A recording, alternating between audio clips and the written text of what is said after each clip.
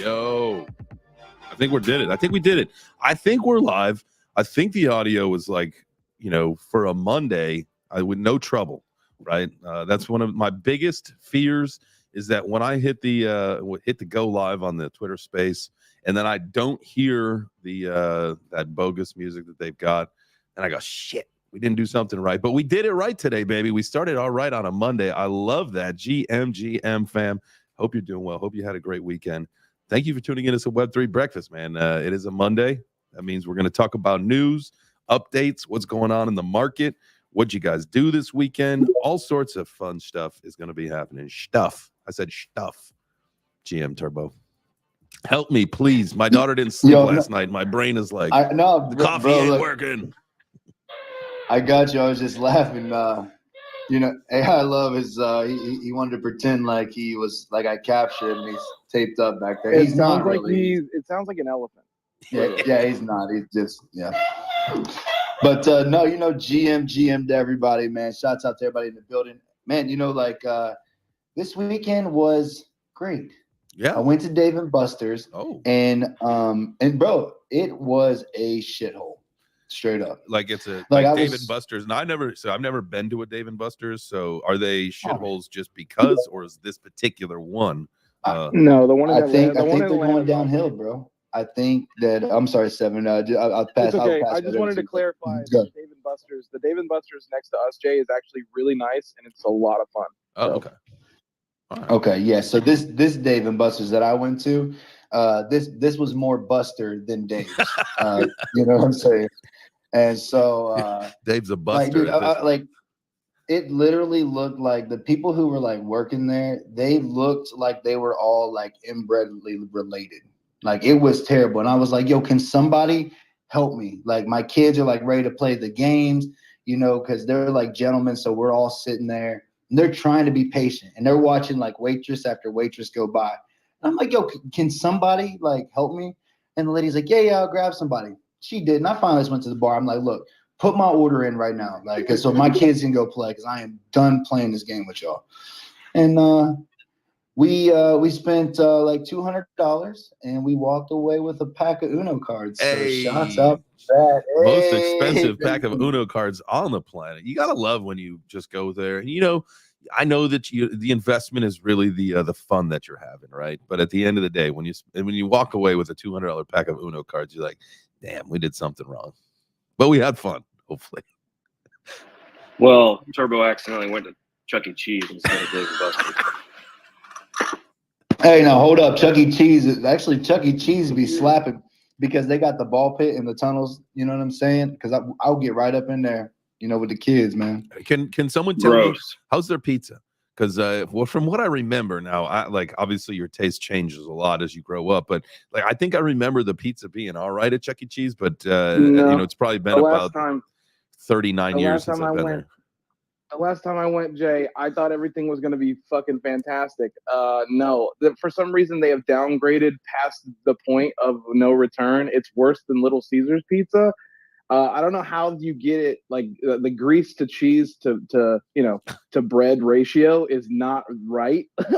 You'll see, we'll have to go take the kids one day, and we'll have to just make that a whole thing, Chuck E. Cheese pizza challenge. We'll do it on a Friday, and this way it'll all make sense. And yeah, we'll have some Chuck E. pizza, some Chuck E. Cheese pizza, which I guess at this point I'm not looking forward to. You kind of it's pretty good. At least my local one is, but the mouse smells like piss. The mouse smells like the creepy mouse that walks around smells like this. Why are you getting so close? Why are you getting so close? So you know what it smells like? Well, the girls want to take a picture with the stinking mouse. No, that is true. That's got to be one of those jobs that no shade. I'm not throwing shade at all, but you're probably going to have to be some kind of an alcoholic to want to wear that costume all day. Right? Or bro, because I'm gonna tell you right now, if you were on some psychedelics and you was the mouse and you owned your job, that would be Hold on, well, you're telling me saying that the mouse is in the DMT pin all day? That's what I'm saying. You think that he fired immediately, pops a shroom right before he gets No. in the suit, and he's like, "I'm No. in my own world now." And he just I'm going to take an executive decision, and we are going to cancel this conversation absolutely immediately. We are no longer talking about All right. mouse All psychedelics right. at Chuck E. Cheese. Nope, All right. not happening. Pick something else, boys. All right. Decon. All right. Hey, no, that's all right. What's up to everybody? Hey, thank you all so much for being here. This is Web3 Breakfast. We do this every Monday through Friday at 9 a.m. Eastern. We only got but one rule.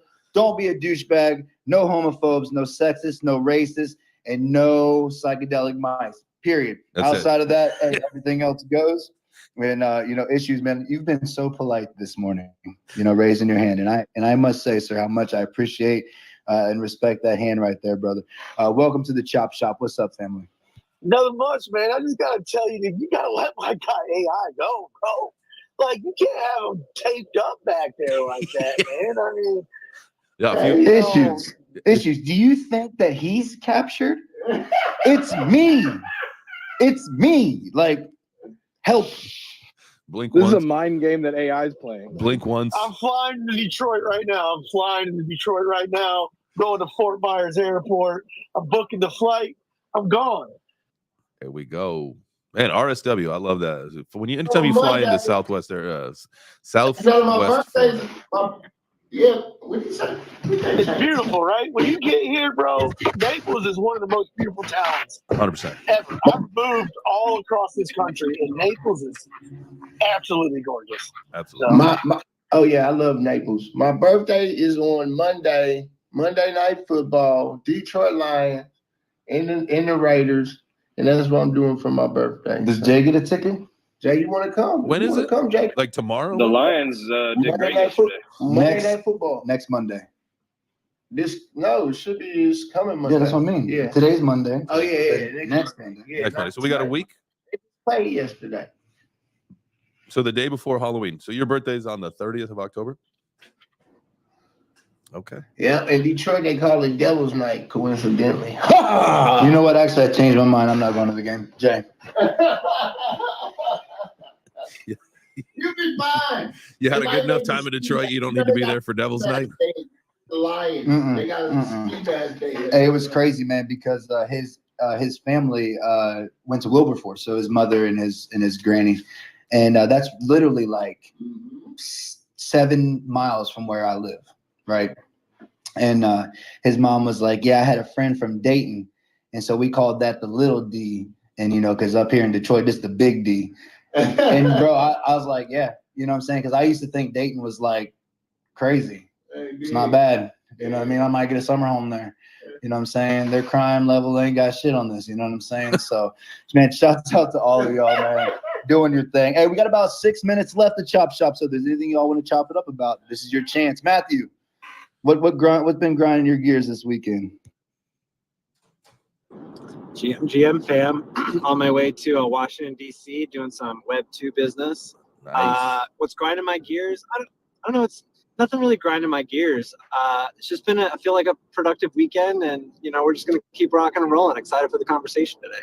There you go, man. I love the positivity. There is, there's very few people that we find that even on a Monday, sounds like either his wife is driving him to the airport, he's driving himself to Washington, D.C., or he's in an Uber. Either way, Monday morning travels aren't always the best. There's a lot of business guys that like to travel on Monday morning. So you take that situation and you spin it into a positive, Matthew. I love that. I am the eternal optimist as well. So safe travels today. I don't know if you're flying or driving, but safe travels. I appreciate it. I'm driving. I was up at 5:00 this morning. Got my coffee, like Americano with some extra shots of espresso in there. Been listening to some Twitter Spaces and some music. Excited for the day. It's gonna be good. We got a workshop today to talk about how we're gonna make AI. On my Web2 job, we're putting AI into a toolbox for affordable housing. It's gonna be cool. We're officially building for affordable housing in the AI space. That's fairly interesting, man. Are you able to expand on that just a little bit more? Yeah. So my Web2 job is kind of like the sales cycle on selling broadband to affordable housing is pretty slow. So we actually created a software platform that's helping residents at these locations get access to tools about, like, for example, the earned income tax credit, or how to apply for funding, or how to get health insurance. And one of the things that I thought would be a really good idea would be to start adding in pieces of AI technology for them to be using. So in this case, like a resume or a cover letter generator that helps them in their workforce development. Like, a lot of people don't like talking about themselves, or they have a hard time quantifying their skills and things like that. So we're building tools to help them do these things a lot faster, and then just leveraging AI to do it. And it's really exciting. So we officially signed with our developer, and we're going to hope to have our first pilot.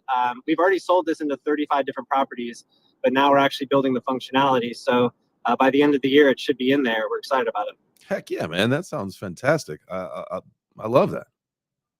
Crushing it. And Matthew, you had my wheels turning for sure, you know, because I was thinking about like all of these AI tools and stuff, you know what I mean, that are out here, all of these things that it's able to do. I mean, you talk about putting it in affordable housing. You know, I was just thinking like I had this meeting over the weekend and I didn't take good notes. And there was someone that the gentleman told me I needed to talk to that was connected to you, and now I have no idea. And I was like, man, there's AI tools that literally will like script out all of my conversations. There's all these things, and like what's kind of holding it up is just like getting the things in motion. And really, you know, what came to mind, bro, was like to be able to do a show where like we all get on Twitter Space and we all put the tool in together and we ask questions and we're like, yo, like this didn't work right for me. Like, how did it work for you? And you know, we just take like an hour and we set up these tools to better our lives together. The more we have these conversations, the more we can really implement and make a change. I love it, Turbo. I'm glad that you think about it this way too. I think that's really important for all of the adoption from an AI perspective, is how can we put these tiny use cases to use for tools to make our lives better, and we're going to find new and like better ones to make them more efficient. And I think the important thing about affordable housing is that people of lower income and underserved communities are typically the last ones that get access to technology, and that really always bothered me. And it's something that I think is really cool to be able to bring this technology to people who typically couldn't afford it or necessarily would know what it is. Dude, I absolutely love that. And I think the more and more that we can integrate these kind of things into where we're going. I know you said this is for your Web2 job, but I think as we see our ecosystem build out, there'll probably be more inroads to incorporate, some kind of blockchain identity solutions into especially in the real estate game. I mean, we know that. Like, we got a video coming out, and shout out to you, Nick, for throwing the edit on that. Thank you so much. Got a video coming out later today. I think we're going to post that at 5 p.m. I think that's going to be the new time that we're going to post some of these pre-recorded videos, 5 p.m. Eastern tonight. And it's literally, we have a lot of setting the stage for what Web3 is and where it's going, and the foundation and the groundwork. So, talking about how, blockchain and Web3 is the future of finance. And so that'll be in that video today. But, one part of that is we talk about real estate and how real estate, and I know you're doing something totally different from Matthew, but, with how we can fractionalize, how you can digitalize, tokenize, all these things, man, I'll tell you what, that is the future. I was listening to, some Twitter space this weekend, and they had posted something up in the Jumbotron about basically tokenizing NFTs. And and it made me think about how we can add this into real estate. But I think they were taking like a Bored Ape, right? And you take this Bored Ape, you send it to this address, it burns it, and then it gives you like 100 million tokens. You're talking about flooring protocol. Yes, thank you. Thank you. The flooring protocol. I was like absolutely enamored with this weekend about how like they took like a Bored Ape and it basically burned it for some sense, but really turned it into like 100 million coins or 1 million coins. And so now like you could fractionalize that. So now that one Bored Ape can be owned by as many people as you want. And then say they slowly over time acquire those 1 million coins, they then can return those coins for that Bored Ape. So it's going to be very hard, and the way that this guy was explaining it is like he would specifically like burn like a couple coins so that particular Bored Ape could never actually be redeemed, if that makes sense. So reducing the supply. I'm looking at it now. I was looking at it over the weekend also, right? And I like it, and it's kind of like, what I mean, because I could put my DGOD in there and maybe fraction, but I'm not doing that. I'm not risking it yet. But they got 50 million traded, 22 million in TVL within the last 7 days. You know, this was posted 19 hours ago. Mm-hmm. There's some big whales that are getting really involved in it. I mean, what it's doing is essentially burning your NFTs. So it's going to make your, like, if you hold a D-God or hold an ape or a mutant ape or whatever, or an Azuki, it's going to cause that floor price to probably rise. Right. Because, well, and you're you can affecting see the it. supply. It's already happening. Yeah. What is, let's, and I know that we're going to get into some numbers too. I know Turbo's got some stuff pulled up. For once we're done with the chop shop here, we're going to get into some of the market updates and kind of look at that. But I love that idea. And because, you know, when we get into the NFT Go thing, guys, you know, we used to check that thing every day. And at one point it was down to like 7 or 8. Well, we're back into the 20s again. And I'm not going to say that this is the reason for it, but it's, you know, this could be a potential, you know, assistance for why we're seeing floor prices go up. I mean, you know, mutants are like back up well over 5 again. I haven't really checked anything else, but you know, we are looking at the blue chip index. Blue chip index over the last week has gone back up, from where it was. If we look at the 30-day, we can probably, you guys, oh, by the way, we didn't mention this, but if you are, just tuning in for the first time, not only do we do the Twitter space, but we got this thing live streamed onto Twitter, YouTube, LinkedIn, and Facebook. So you can always, you can follow, a link from either my or Turbo social media to get to the live stream, but jchains.live. Also, web3breakfast.com will take you to the stream. So you can see the stuff that we're pulling up here. So with NFTgo.io, if you look at that 30-day blue chip index, it's been like a roller coaster, right? A little chop up and down, but all in all, on the 30-day, it's up. 3 month, we're still showing, down considerably. So we got a long ways to go, but these are some of these, you just got to be looking at these metrics, man, and see what's going on and how the markets are reacting to news like this. Like, I think that this has a potential to, when you have, supply shock, when you create that supply shock, has potential to rocket floor prices up on some of these NFTs. So be paying attention to this stuff. I was definitely thinking a lot about this and how, not only are you taking PFPs, but we can start to really tokenize and fractionalize, the other aspects of NFTs that we're going to see down the future, real estate, yada, yada, yada. Whoa. There's a train. Oh, yo, you know what it is, man. Get on the train right now. That's what it's all about. I think when we really look at what's going on in the NFT world, which is somewhere that I have absolutely loved to be at, we're seeing things finally come to fruition, right? Not only are we starting to see games starting to put their demos out, Oh Baby Games, I talked about it in a post that I had made earlier with their Wave 3. They had 12,000 players on the game. They just did their Wave 4, and they're looking to hit about 40,000 players. That is huge. Also, Chrono Forge is another game that's coming out right now. It's something that they had been talking about for a long time. It's finally coming out. It looks absolutely crazy. The open beta is open right now for the public, and you don't have to hold an NFT to play that game. So you can definitely jump into that. So much going on around the NFTs. I did pick up a Pudgy Penguin, Jay. You know what I'm saying? Which is another thing that's going on. We're starting to see NFTs. All of these things in the roadmap are finally coming to life. And it shows over there on the NFT index, hitting up there at 20. And with the bull coming, NFTs coming back, it's really going to be time to start holding some of these projects feet to the fire, like, yo, what's going on? So if there's a favorite project of yours that's out there, go ahead and start hitting them founders up. Hey, what's going on? Right? Start looking back through your wallet and let's start getting ready, because everybody's had plenty of time. And that's what I'm seeing on the turbo train when it comes to NFTs. Jay, take it away. Hey, like to hear that, man. Thank you for the analysis there. One thing I do want to make sure that we look at, and Issue will get to your hands in just a second. We do have to talk about this, and this was a lot of the news that happened last week, and then over the weekend is the crypto prices. We got Bitcoin over 30K. ETH just can't seem to do anything over the 17 mark for, I don't know if it's just a huge point of resistance or whatever it is, but 1676 and why Bitcoin moves first, it always is the king. I don't know, maybe we're still looking at that, but I mean, look at things that happen like Link over the weekend, absolutely ripped. Maddox looks like they're about 8% up on the day. What else is big in the dark? Well, Jay, Ben did say that Bitcoin would go over 30,000 and that it would hold, so definitely excited to see that happen. Immutable, guys, immutable. God, remember, I'm hoping that we'll get it out this week as our top 3 gaming coins. Immutable up 8.5% today, which is fantastic. That is definitely. I will, what's the spoiler alert? Spoiler alert. Immutable X is going to be the number 1 gaming coin to put in your portfolio, just so you know. But I won't tell you any of the other ones. Plus, we'll have some special mentions. You're gonna have to wait for that. But love to see that one up big on the day. Issues. No. Go ahead, Turbo. I didn't almost unmute my mic. I'm sorry. Go ahead, Turbo. No, I was just gonna say, that was actually the Chrono Forge as one of those games I stumbled upon, and they're on Immutable X. That's where their pets are at, as well as their mounts.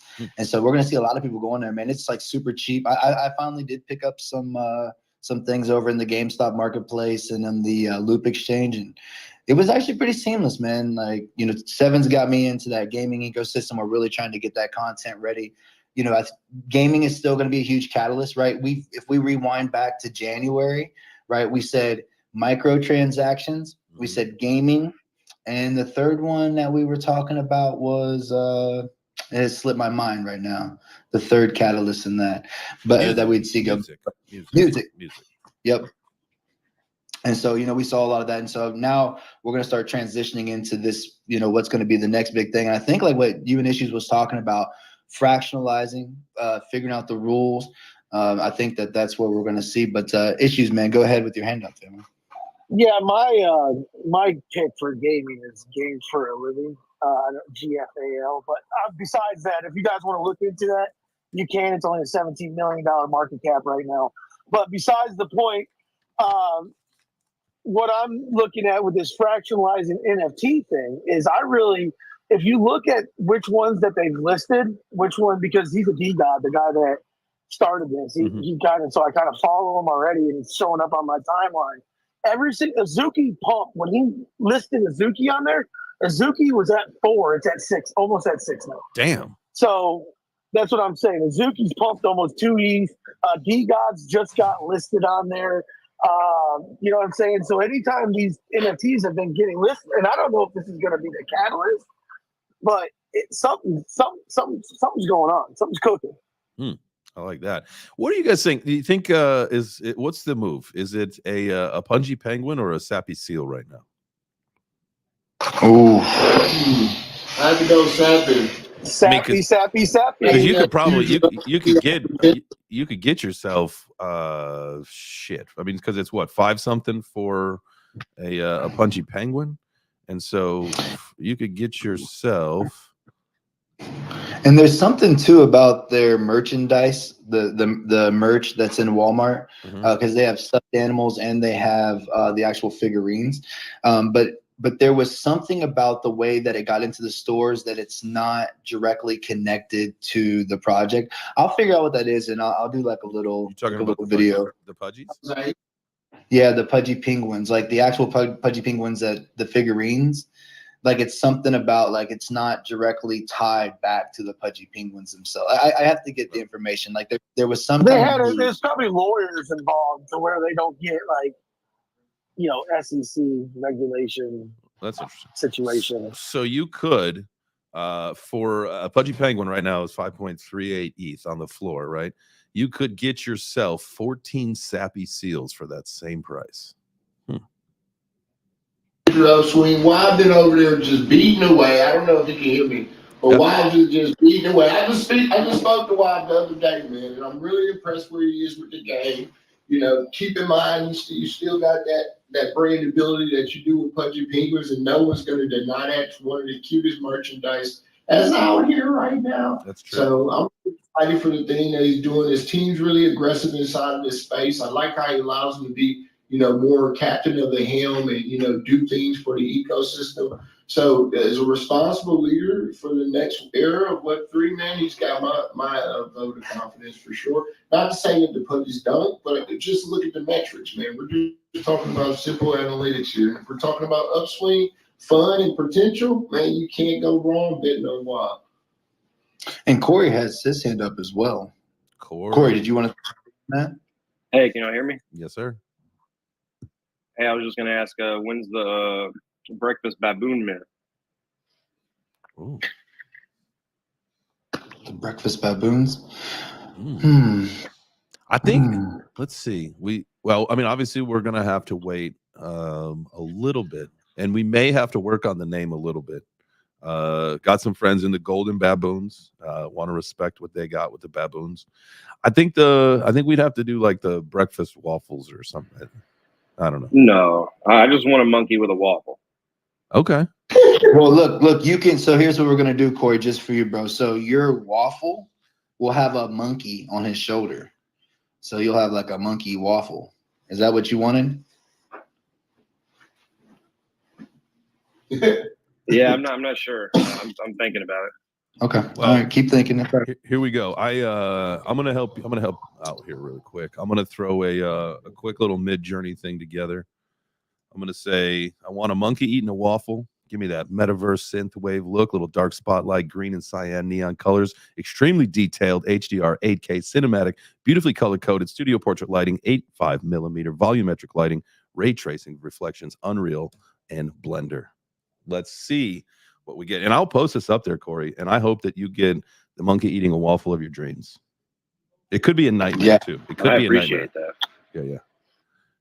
Things come out scary as all hell. I love Monday shows because one, I'll tell you what, guys, my brain is not even fired up because I did not sleep well last night. But two, you guys just, oh wow, these are going to be very interesting. We're 31% of the way generated here. Wow, Corey, this is going to be scary. Can you share that screen? Didn't I tell y'all? I told y'all, man. Half they stuff be looking like it's coming straight from a Ouija board. Like the spirit that came inside of the AI. Let's see what they got. Here we go. All right, there we go. If you are watching the live, we got it on full screen here. We've got it's like game there. Yep. 4 options of this is a chimpanzee, I believe, right? The one in the bottom left? I think they're all the same. I'm not actually sure. I'm not the best classifier of monkey species, but I believe these are chimpanzees. Could be wrong. That's okay. This is perfect. I love the bottom left, but I don't really understand why he got 2 cups of coffee. But that's okay. No, because why are they so depressing looking? I don't know. We gotta probably make sure that he's a happy looking monkey. Now, the one in the bottom left, he's got his cup of coffee, but he's also, if you could tell, that coffee machine, that's like a high-tech espresso machine. So he's zooting up, he's getting zooted on the espresso, and then he's sipping on the latte. That's what he's gonna do while he's got a plate of waffles. Yeah, he does. Man, I like that one. The top left, it looks like he's eating like a futuristic waffle cube. Yeah. That's crazy. This dude's eating sushi waffle over here. This guy's got ice cream. He's not even. What's up with their eyes, though? Why are their eyes so scary? I don't know. I'm not really. Goodness. We're part of the ape community, so I'm going to need you to up your game on learning the different, sapien species here. We need to get up on that. Hey, it's workout time. Hey, we didn't hear the whistle. I'm doing granny workouts. Man, all right. Your ass is tied up. 1980s workout. Let me take off. I got my jumper on just for y'all. I'm doing sit-ups. I knew it. I forgot the dumbbells. Darn it. Sit-ups on Monday, bro? You're crazy. These guys are crazy. This curl turbo. You're big enough. I love it. All right, these guys are already working out. We didn't even started the song yet, guys. Thank you so much for joining us for Web3 Breakfast. I know we've been bullshitting around today, having a little fun. It is a Monday, but we'll be back to talk more updates here after we work out. Because remember, you got to have a healthy mind, healthy body, and a healthy portfolio, especially as we navigate through the build market. So, if it's your first time joining us for Web3 Breakfast, this song right here is going to have the rules for you. We make one quick lie in it. We will get it updated, but we are going to lie to you one time in the song. Time to get that blood pumping, baby. Oop.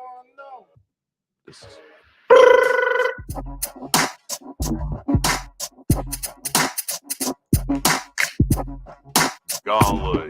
I got eggs, bacon, waffles, toast. Eggs, bacon, waffles, toast. Eggs, bacon, waffles, toast.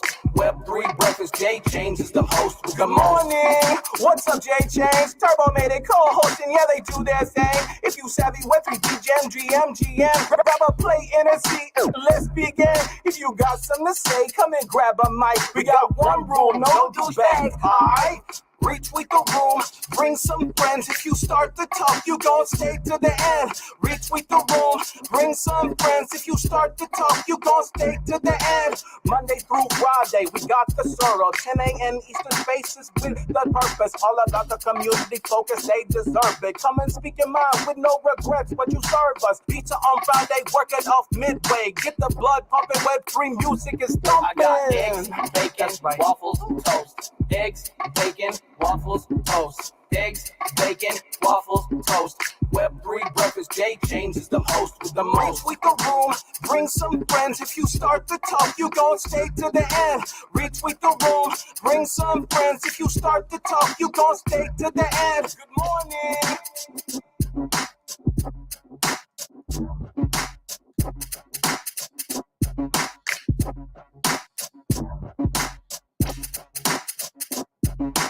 Hey, all right. Hope you got that blood pump in there. That was your quick workout. Turbo, let me ask you a question. Let's go. Did you really tuck your feet under the couch to do your sit-ups? Yeah. Yeah, he cheated, Jay. That's a straight up cheat, man. That's a cheater move. Because see, in the Army, right, you got to hold their foot right in the middle, and that's how you do sit-ups. Whatever happened to doing sit-ups by yourself, not having to hold someone's feet down? Just hey, listen. Now, and I don't want to throw shade here, but I did read an article recently saying that 70% of our military is obese. So maybe it's time for everybody to start doing their own sit-ups the right way. I don't. They don't even. Cause see, like you hold the feet down, so that way that you use your abdominal muscles to be able to do it. But you know, I mean, it's really.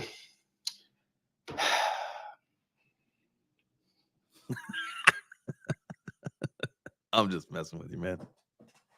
Oh shoot. No, man. Look, I want to make sure. I'm Art Basel ready. Oh yeah. You know what I'm saying? I'm getting my Basel body on. Oh man, we got to remember that Basel bodies. That's a calendar that we should come out with in Miami. The Basel bodies, the Basel body boys. The Basel body boys. Okay. I like that. We'll work on it. Yeah. That's definitely something to work on. I don't think that the naming convention's not quite there, but I love the ethos of it, right? Like, because clearly we're gonna have a pool party, so we're gonna have to, we're gonna want to be trimmed up. Oh, and I did. Oh shit! What's up, dude? What's up, Ben? Yo, dude, trying to get this. Coming back from getting my Basel body. Yes. Yo, what up, Ben? Tune into Web3 Breakfast for those Basel bodies. Oh yeah, the Basel body. What's a Basel body? That's where you get real ripped. You go to Basel and take your shirt off. Yeah. It's where you go to the art fest and your body looks artistic. Not autistic, artistic. I was just thinking that, like, you don't want the other one. No, I mean, mine's like a Van Gogh. Yeah. Well, it's what's up, boys? Chilling. It's what's going on, Web3 Monday. We're chopping it up. We're talking about things that are happening with that flooring protocol this weekend that came out. All sorts of things that in the Web3 world, navigating through it. Just Mondays are just more for having fun, man. We just I didn't sleep well last night, so the brain's not quite working. So we're just having fun today. Yeah, that's awesome, dude. What does it look like when your brain is working? Much better than this. Oh shit! It's a place. No, I'm just asking. That wasn't a cheap shot, guys. I mean, come on. We got thicker skin than that. No, I don't think we got. Yeah, we can handle joking around over here in ETH. Don't go to Cardano doing that stuff, man. They be over there crying. I'm telling you, Ben, I went to their space. They'd be like, "You called me a name." They were dogging one dude because he had a Tinder date on Telegram. What? Wait. Somebody they took a Tinder date to Telegram. I don't know. That doesn't even. That's nerd, man. That's like, okay. So I know that we love Cardano, but like that takes nerd to a whole nother level. Shout out to you, I'm nerds. sure some of y'all in here. some of y'all in here took a Tinder date to a crypto event. Raise your hand. Raise your hand. I did. I know some of you guilty. That's how you end a date. Man. You can't take someone fresh off the boat to a Web3 event. I mean, come on. Like, Yeah. Well, I tell you, I one time did that. Took somebody to a Web3 event, but she just ended up staying in the truck the whole time. So I knew somebody had to raise their hand. I knew it. Who's in the truck, sir? Get out of the truck. They didn't get her to get out of the truck. You know. Oh, I love that. Yeah. Commander It Ardo. wasn't about the date, Turbo. It wasn't about the date that he got shit. He bailed on his friends that he had travel all the way from fucking like 3-4 hours and then left for a Tinder date and got no nyash. So they were giving him shit. Now, Dr. Oz, don't be trying to come. Nah, you know what? Shouts out to you, man, for coming and sticking up for your boy. Because I didn't have the whole thing. I see you, Oz. You a real one. Hey, now Jay, it's so crazy, man. Me and this dude literally grew up together. Me and Dr. Oz, and found each other back in the Twitter spaces. It's a small So world. shouts out to you, man.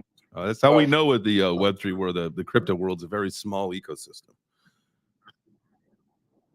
Well, while everyone's reflecting and Ben's probably eating his avocado toast, what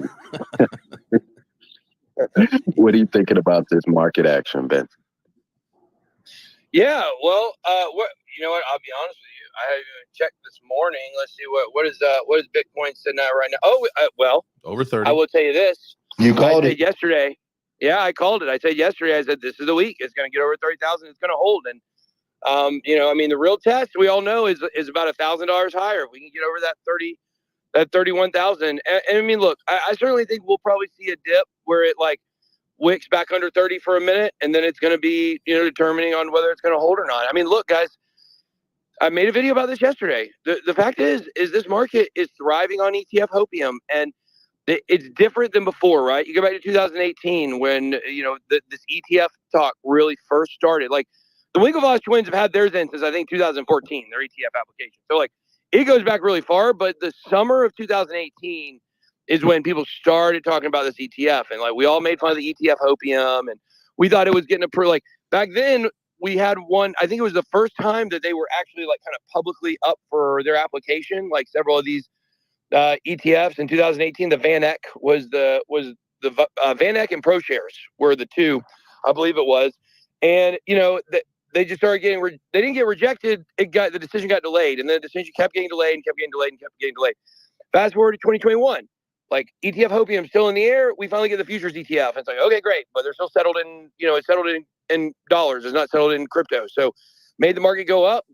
But now we're at a point where not only have we seen what will happen when it gets approved because of the fake one last Monday, but now we know the timer is short. And Gary Gensler has changed his tune on this stuff. Last week he was giving interviews and he sounded totally different about all of it. So everybody looks and knows this thing is getting approved. I believe it's getting approved in November. I mean, guys, this thing could get approved this week. Like, it's definitely possible. But I think November is where I'm targeting for this thing to get approved. And, like, the hopium of this happening, I think, is going to keep Bitcoin from going back down. I told everybody that I believe this bull run would start in Q4 because the last bull run started in Q1 of 2020, but we were disrupted by COVID. Like, outside of a Black Swan event, the price was already going back up. And we did a bit on Crypto Crossfire the other day. Where basically it was Believes versus Crypto Keeper, and they were debating over what is whether Bitcoin can go over 50K by the halving, and everybody was dragging Believes for saying that it can.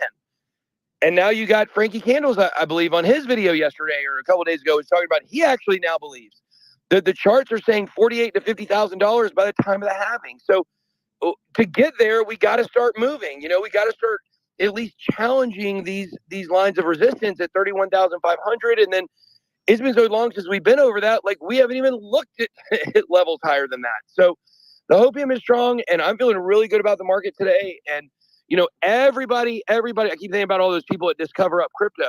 They were talking about like, all their experts over there, like Bitcoin's going to $20,000 in October. No question about it. It's definitely going down. For Tim Warren, an idiot. Like, these guys have no idea what they're talking about this market. They haven't been in long enough to understand what a cycle looks like. Tim Warren hasn't even been through an entire cycle, and he's out here telling people garbage, and has been ever since he opened his mouth. So, and you have the groupthink over there. So if somebody thinks, they all want me to be wrong. So they kind of just take the opposite position. And unfortunately for them, I've been in crypto longer than all of those people have combined. So the fact is this market, in my opinion, is getting ready to move. Mm-hmm. We're not going to $50,000 tomorrow. Over the next 6 months, we should see Bitcoin head towards $50,000 as we go towards the halving. It doesn't mean it's going to be over 50, but we need to be over 40. We are 38. 38 is the number. We need to be above $38,000. Why? Because $38,000 would be the exact price point comparatively to the all-time high, to the previous all-time high that we hit in 2020. So in 2020 at the halving on May 11th, we sat at about $11,000. That's as high as we got during 2020 before the price went back down. So that's 55% of the previous all-time high. So the previous all-time high. Rugged. Yeah. Got a call. I bet he got a call. He probably got a call. Hang on, Ardo. When he does come back, I do want to make sure that because we talked about this a little bit the other day on the show, and I want to make sure that we kind of clarify this, because I have a feeling the whole Gary reversing his position and being a little bit more trying to move things forward, probably taking heat from BlackRock. I think Ben, you're back, right? Yeah. Wait, was I gone? Yeah. You disappeared for a second. Oh, well, yeah, I do believe that, BlackRock is putting pressure on Gary Gensler, for sure. I was told 6 months ago that the only way Gary Gensler was going to change his tune is when the traditional financial institutions turn on him. And I think we're seeing that. Like, that's what we're seeing, is that BlackRock has led the way and basically telling Gary Gensler, you need to freaking chill on this stuff. The banks are moving into crypto. So it's not advantageous for them. Why? Because or why is it not advantageous for them to not have this approved? Because ETFs are how institutions invest. So they're ready for these to get approved, and this market is going to explode, I believe. I mean, what we looked at last time with that, futures ETF marking the all-time high. I mean, we're going to get a much stronger approval with multiple ETFs.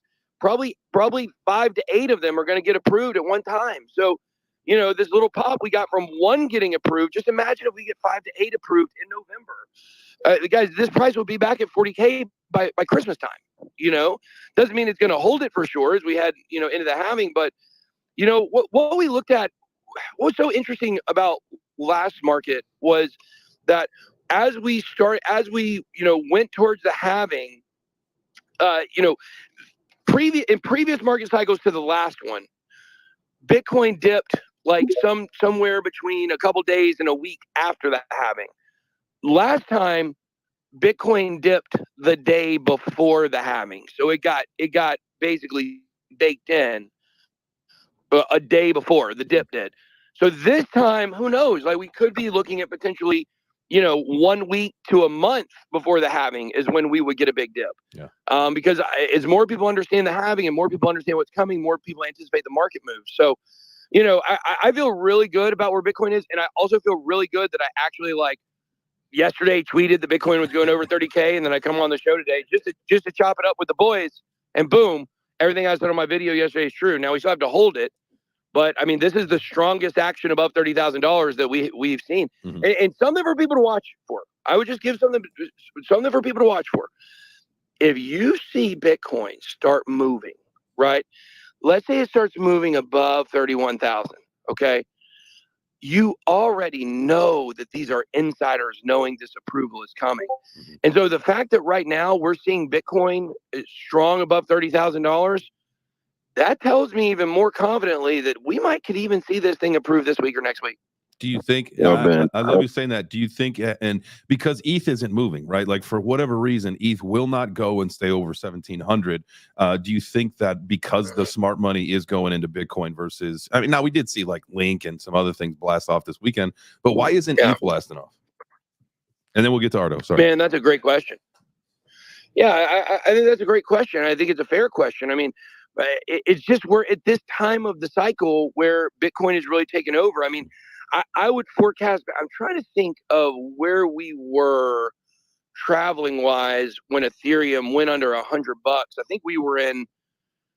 God, man, maybe that was back in 2019. It was. Maybe it was 2018. We were at a conference somewhere, and the price just went under $100, and we were like, "What in the world? Why is this thing getting crushed so much more than everything else?" And I think what you're seeing right now is kind of like a tidal wave. You know, like when there's a tsunami. That's actually what I'm looking for here.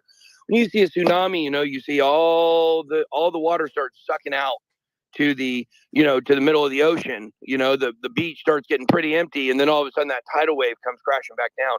I think with these futures ETF approvals for Ethereum, I kind of think we could be looking at something like that right now. The calm before the storm, because Ethereum had held very, very, very well, up until this point. And there's a lot of people out there talking about the Bitcoin, Bitcoin dominance and how it's got to go to this point or that point. We're not going to see Bitcoin dominance ever get to numbers that it has been before. We're not going to see it at 60%. We're not going to see it at 70%. I truly don't believe so. I tend to think that what we are going to see is Bitcoin dominance had like maybe around 55%, and then Ethereum's going to reverse. Ethereum's got to reverse at some point. Mm-hmm. It's just it's too strong, and this is what Ethereum does. And I got to jump off here after this, but what Ethereum does is it tends to lull people to sleep, and they get to a point where they feel like, oh well, Ethereum's dead. Yeah. This is why, even though Ethereum is, remember this, guys, Ethereum is closer to Bitcoin than any other altcoin is to Ethereum, right? Like percentage wise, and it's not even close. So people start forgetting about Ethereum. They start looking at these new projects, and they start feeling fancy, like, this is the next Ethereum. And then all of a sudden Ethereum comes roaring back. The merge has been an incredible thing for Ethereum, and it's going to absolutely crush it in this next run. So my message to people right now is you don't want to sell your Ethereum for Bitcoin right now. That's my opinion, because if you want to sell your Ethereum for Bitcoin, you should have done it 2 months ago. Like right now, I feel like it's too late, and your risk versus reward for holding is the risk is much higher to get rid of it right now, because I think we are probably entering some kind of at least the low zone here for Ethereum versus Bitcoin. So that's my opinion on it, and thank you for coming to my TED Talk. I got to run, get ready. So. I appreciate you, man. Love you, Ben. Thank you, Ben. Yeah, that was before for DeFi summer, I believe, what Ben was talking about. Yep. And Jim Chains, I'm working directly with a trust that's entering the market, and I can't go into details there, but he's right when it comes to like these people not knowing about the market. What you're seeing these big boys do is they're not stupid. They've been around the game. They understand getting in early and just sitting. I know directly of an oil owner who was getting Bitcoin way back in 2014 and accepting it as an instrument for his fuel, and just sat on it, mm-hmm. and just sat on it, and just sat on it. And he doesn't know a thing about Bitcoin, but he has a whole bunch of it, and he's prime for the market because he's been sitting on it since like $300 back then or something in that territory. So, imagine sitting on over 500,000 coin. Jeez. Hey, Jay. Yo. I remember what I was supposed to tell Matthew. Oh my! Like what happened? I love this. Yeah. Thank God to Ben bringing up the ETF, because So I have a buddy who's like pretty high, like respectively pretty high up with a financial institution, right? And he calls me and he's like, "Turbo, I need to tell you about this deal that's on the table. Bitcoin ETF.com is for sale right now. They bought it back in this partner of his bought it in 2012. And in 2012, he knew Bitcoin ETF.com would be monumental. So it's up for sale right now. $10 million, Matthew. That is an expensive price tag for a URL. Shout out to whoever picks that up for 10 milli.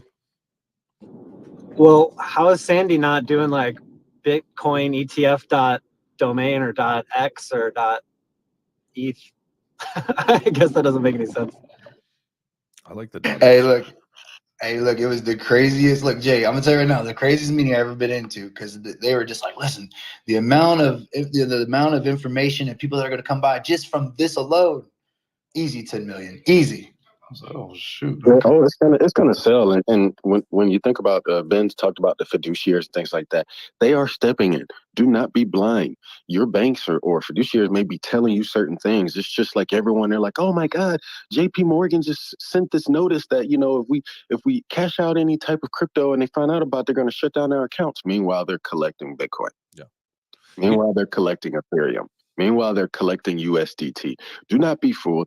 I am very well aware of the deals going on right now, ledger to ledger, between JP Morgan Chase New York, JP Morgan Chase Frankfurt, of the big boys behind the scenes moving crypto. Do not be stupid. I'm not saying do it anyway and get your bank accounts banned. I'm just saying be well aware that the fiduciaries are stepping in. How do they step in?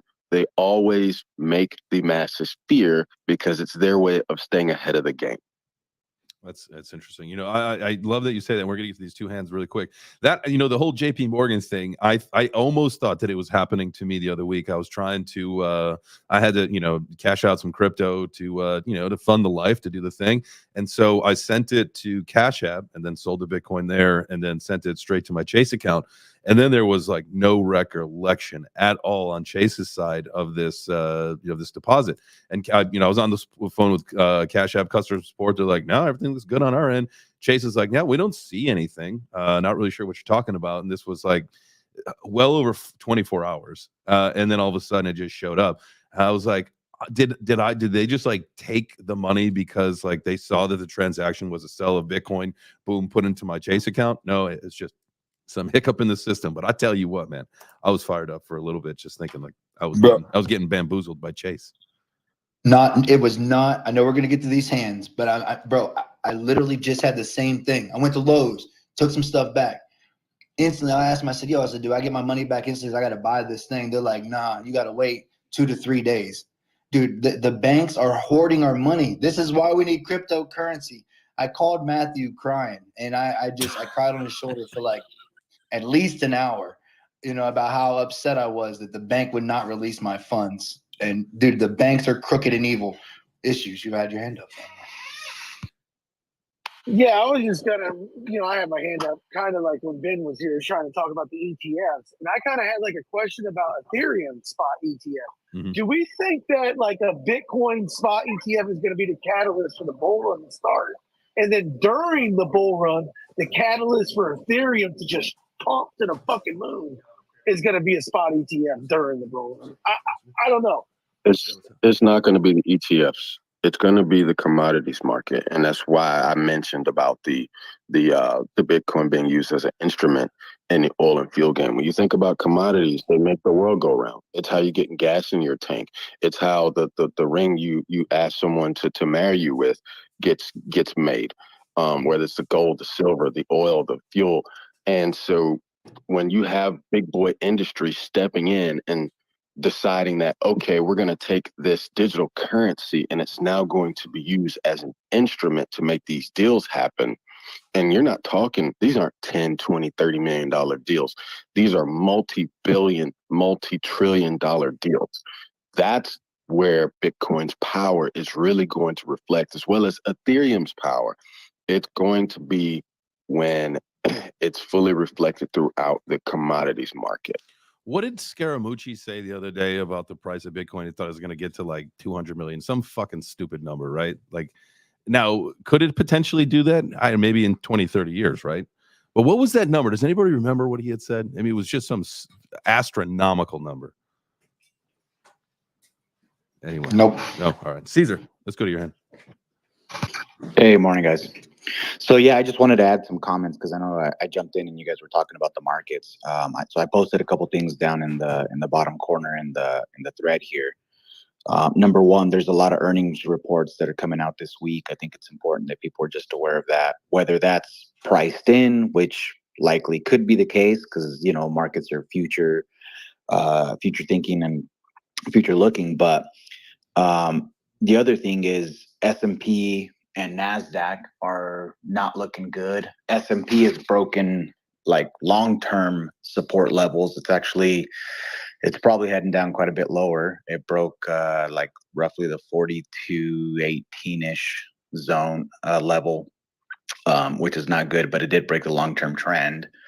And then you've got the NASDAQ not looking good either. So I guess the question is, I mean, we still know that when traditional markets don't look well, Bitcoin and crypto are affected. I mean, we're just not there yet where we're completely separate from that. BTC, I also posted a BTC chart down in the comments as well. This zone that we're currently in, I mean, I know I'm a contrarian. You guys know this about me just from the interactions we've had and just from getting to know each other here on these spaces and in the community. But the fact that everyone is so bullish worries me a little bit, just because I'm a contrarian. Do you think it's the hopium? Is it just people are just drinking too much opium right now? Well, I mean, I think we've got reason to be optimistic, but I don't like to jump ahead of it. Like, I like to wait for confirmation. I've lost so much money when I was first learning to trade, trying to predict the market and predict moves versus waiting for confirmations. In the last couple of years, I've gotten very, very conservative about how I do that. And I've gone to a risk management and then more of a like capital protection mindset. So I trade much more conservatively. But yeah, I mean, I'm just worried. I mean, this zone that we're at, I'd call it the 29 to 32K zone. I mean, these were support and lows back in January of 21. It bounced off of it again. June of 21, it had like 3 touches roughly in that time period there between May and early July-ish. Again, back in May of 22, we had a lot of trading that was going on in that zone. And then we've rejected from it 3 times or 2 times already this year. This could be potentially the third, but April of 23, we rejected. We went back up to test the zone June through July-ish. We rejected. We're currently back up there right now. I mean, in my opinion, if we don't get above 32K, this is a third rejection, which, in the short term, we're coming down to 27-ish to test kind of the break of that trend that we did break. If we hold that, then maybe things can turn around. But if not, I'm looking at 24K. And to test that, and it could be worse. But I did drop some images and some info in the comments if you guys want to look at that. Love that. Go ahead. And that, ladies and gentlemen, is a rational, intelligent investor. Thank you, Caesar, for that amazing. No, I love that. Listen, no, we listen. Come on, we do know that the signs of a full bull market are not here yet. Yeah, everybody's again smoking the hopium and really excited for it. It's been a long build market. I think everybody's ready for it to be over. But at the end of the day, like, no, the signs aren't really showing the full reversal yet, which is fine. This gives you an opportunity to still collect cheap coins. Now that opportunity is going to fucking expire for you pretty soon here. So, stop waiting for, like Caesar said, if it does get down to 24, consider that a blessing, but take what you can get right now. Like maybe if we drop down to the 29s or the 28s, like, take that as your gift. Like, don't wait. There's the memes about, everybody waiting for, the 24. Don't wait for the 24, because if it doesn't happen, you will have missed the boat. Start to do what you can to get in now. All right, Caesar. Listen, let me say I am sorry.